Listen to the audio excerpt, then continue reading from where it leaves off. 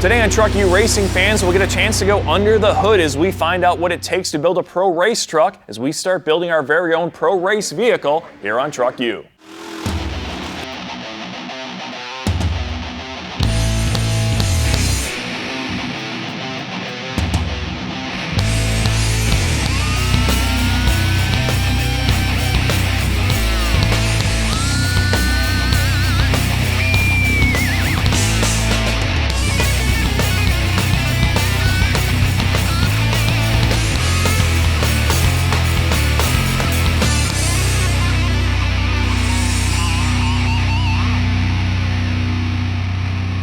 Maybe we could start with a set of tires, or virtually anything else, really.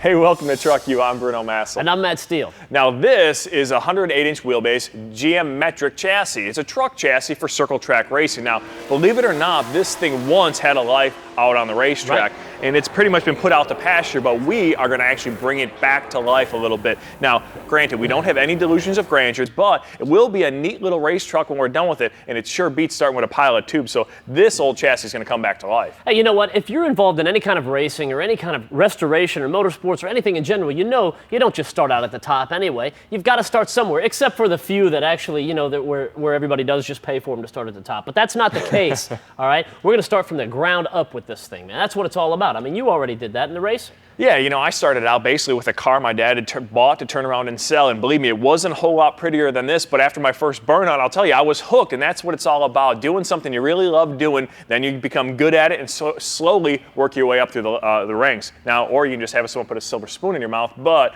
I didn't get that spoon, so we're still working our way up the ranks, but nonetheless, that's where it all begins, something like this. Okay, so what we have is a rolling chassis, and there's some things attached to it. What we need to do is get everything off of this, right? We're going to strip it down to the bare frame. That way, we can take a look at it and see how structurally sound it is. We need to check these welds, make sure none of these tubes are cracked, and all that. Once we find out how sound it is, we can go from there. Now, we're going to follow the rules of most of the major local sanctioning bodies have all got pretty much the same thing. So to start with, like I said, a 100-inch wheelbase, and we're going to do some minor modifications to it to kind of bring it up to the nth degree. You know what I mean? Get a showcase of what it's capable of doing with one of these trucks. All right, man. Well, let's get started with this thing.